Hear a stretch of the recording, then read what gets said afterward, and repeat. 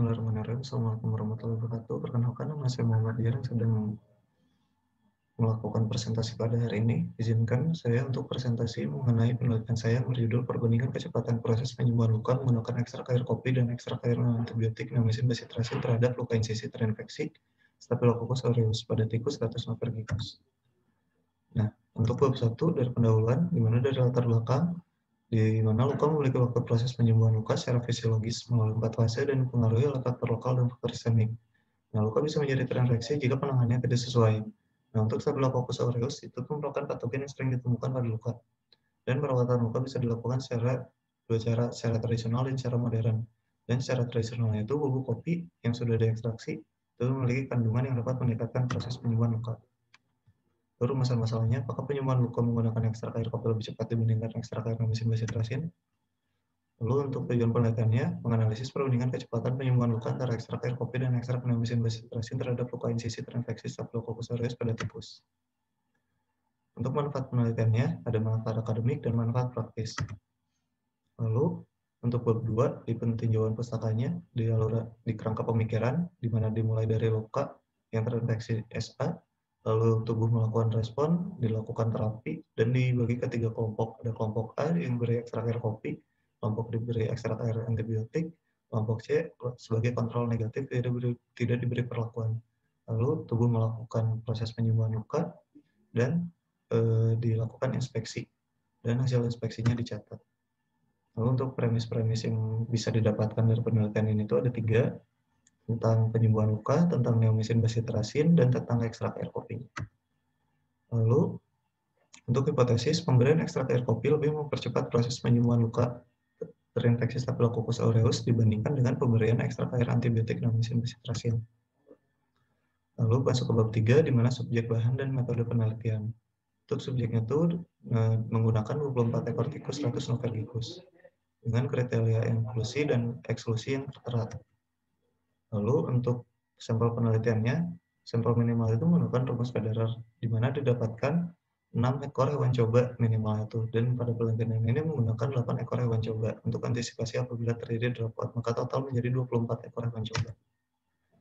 Lalu untuk alat dan bahan, dari peralatan umum dan peralatan sisi, untuk bahan dari ekstrak air kopi, ekstrak antibiotik, bakteri, anestesi, dan bahan pakan. Lalu untuk metode penelitiannya, dimulai dari rancangan penelitian, di mana ini tuh melakukan eksperimental laboratorik dengan penelitian eksperimental sederhana. Diobservasi pada hari ke-7 dan hari ke-14, yang dinilai itu kekeringan luka, penilaian tepi luka, ukuran luas luka, dan jumlah leukosit. Variabel penelitiannya ada variabel bebas dan variabel terikat. Lalu untuk definisi operasional, ini tertera. Lalu untuk prosedur penelitiannya, dari tahap persiapan, dari aklimatisasi dan pembuatan bahan, sampai tahap pengujian pada tikusnya di pembuatan luka, pemberian bakteri, penanganan luka, dan penilaian secara makroskopis dan mikroskopis. Ini untuk alur penelitiannya dimulai dari aklimatisasi sampai ke pengolahan data. Lalu dilanjutkan ke tempat dan waktu penelitian dilakukan di Laboratorium Binatang Gedung RPS Fakultas Kedokteran Unpad pada bulan November sampai bulan Desember 2020. Lalu untuk tabel waktu penelitiannya tertera, dan untuk aspek etiknya terdapat 3R, replacement, refinement, dan reduction. Lalu untuk bab 4, hasil analisis dan pembahasan, di mana pada hari ke-7 dari hasil penelitian derajat kering permukaan, itu ekstrak air kopi dan ekstrak antibiotik itu 100%, tapi untuk kontrol itu masih 100% di permukaan bisa berkurang. Pada hari ke-14 semuanya sudah 100%. Lalu pada derajat kemerahan tepi luka, untuk ekstrak air kopi dan ekstrak antibiotik itu tuh tepi kemerahannya sudah negatif pada hari ke-7, dan untuk kontrol semuanya negatif pada hari ke-14. Untuk jumlah leukosit pada hari ke-7 dan hari ke-14 semua kelompok berada dalam jumlah yang normal. Untuk jenis terapi untuk besar luka, rata-rata di ekstrak air kopi 5,46 di hari ke-7, dan di hari ke-14 1,37. Di ekstrak antibiotik di 4,057 di hari rata-ratanya di hari ke-7, dan di hari ke-14 jadi 1,34, dan untuk dikontrol 2,9 di hari ke-7 dan hari ke-14 2,43. Untuk analisis datanya, pada hasil uji normalitas berdasarkan tabel tersebut didapatkan hasil bahwa semua kelompok yang dinilai dengan skor berdistribusi tidak normal. Dan untuk yang untuk besar luka itu tuh memiliki hasil uji normalitas yang normal. Untuk hasil homogenitasnya pada hari ke-7 dan hari ke-14 memiliki data yang homogen.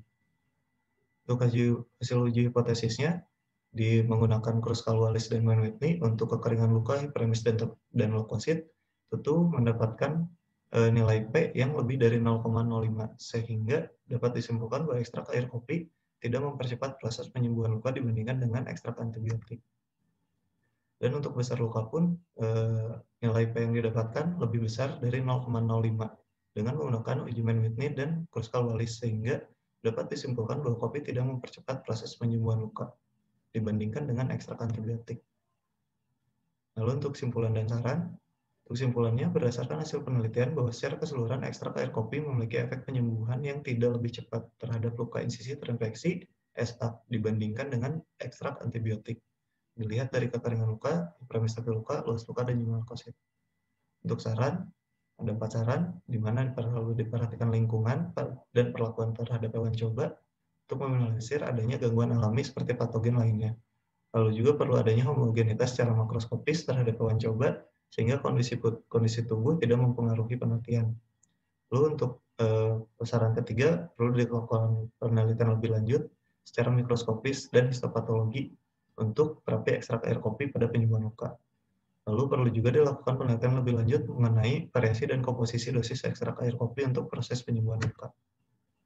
Dan untuk dokumentasi penelitiannya, ini untuk